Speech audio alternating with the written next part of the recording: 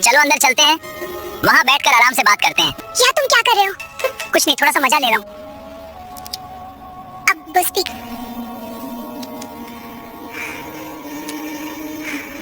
रेगिस्तान के एक सुनसान इलाके में शाम का वक्त था। हवा में हल्की सी धूल उड़ रही थी। चेक पोस्ट के पास एक खूबसूरत पुलिस अफसर नायला खानम अपनी जीप के बोनट से टेक लगाए खड़ी थी। वह 30 साल की बहादुर मगर थकी हुई महिला थी। लंबी ड्यूटी, खाली रातें और अकेलापन उसे अंदर से खामोश कर चुका था। उसकी आंखों में अनुशासन के साथ थोड़ी सी उदासी भी छिपी थी। तभी दूर से एक इकाली लग्जरी कार चमकती हुई दिखी। नायला तुरंत सधा हुई, अपना हाथ रिवॉल्वर की होल्स्टर पर रखा। इस सुनसान समय में कोई गाड़ी आना आम बात नहीं थी। गाड़ी आकर रुक गई। नंबर प्लेट पर अल मरजान परिवार का शाही निशान चमक रहा था। ड्राइवर की सीट से एक लंबा चौड़ा शख्स उतरा।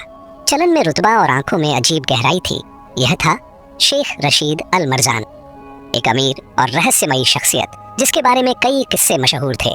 स्मगलिंग, गैर कानूनी डीलें और रेगिस्तान में छिपे हुए गुप्त कारोबार। शेख नजदीक आकर नायला की तरफ देखने लगा, मुस्कुराया और बोला, अस्सलामु अलैकुम अफसर। नायला ने सिर हिलाया। वालेकुम अस्सलाम, आईडी और गाड़ी के कागज दिखाइए। उसकी आवाज खड़ी थी पर चेहरे पर हल्की सी गहरी हुई उलझन थी। इतना अमीर शख्स इस वीराने में क्या कर रहा है? शेख ने अपना वॉलेट निकाला, सोने के कार्डों के बीच से अपनी पहचान निकाली।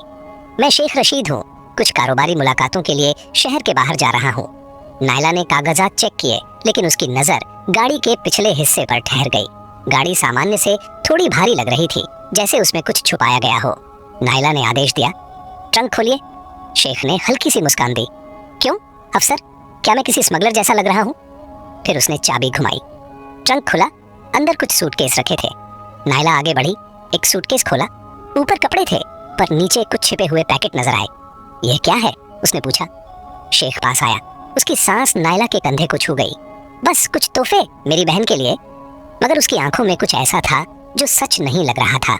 नायला ने रेडियो उठाया ताकि बैकअप कॉल करे, पर शेख ने धीरे से उसका हाथ रोक लिया।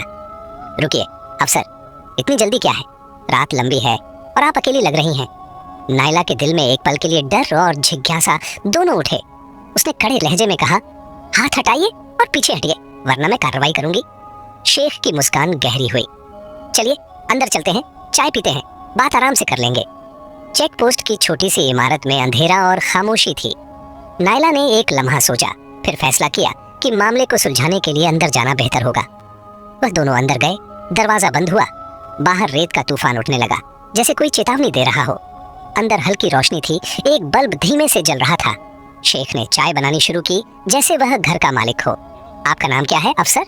उसने चाय का कप देते हुए पूछा। नायला, उसने कहा एक घूंट लेते हुए। चाय में हल्की मिठास थी, शायद कुछ ज्यादा, मगर उसने ध्यान नहीं दिया। बातें शुरू हुईं। शेख ने अपने महलों, कारों और ताकत की बातें की। नायला ने अपनी ड्यूटी, थकान और अकेलेपन का जिक्र किया। आप थकी हुई लग रही हैं, शेख ने नजरें जमाते हुए कहा। काफी दिनों से उदास हूँ, नायला ने बिन सोचे कह दिया। ड्यूटी ने जीना मुश्किल कर दिया है, खुशियाँ चाहिए, कुछ असली। शेख पास आया, कुर्सी जरा और करीब खींची। खुशी दे सकता हूँ अफसर, मेरे पास सब कुछ है, पैसा, ताकत, आजादी। मैंने अभी तक शादी भी नहीं की। बात करते हुए उसने धीरे से हाथ नायला के कंधे पर रखा। वह चौंकी मगर रुकी नहीं। अमीरी का जादू, लग्जरी का आकर्षण, वह कमजोर पल था।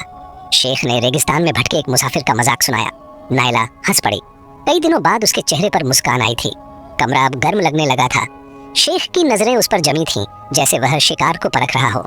तुम बहुत खूबसूरत हो नायला, इस वर्दी में भी, उसने कहा। हाथ धीरे धीरे उसकी कमर तक चला गया।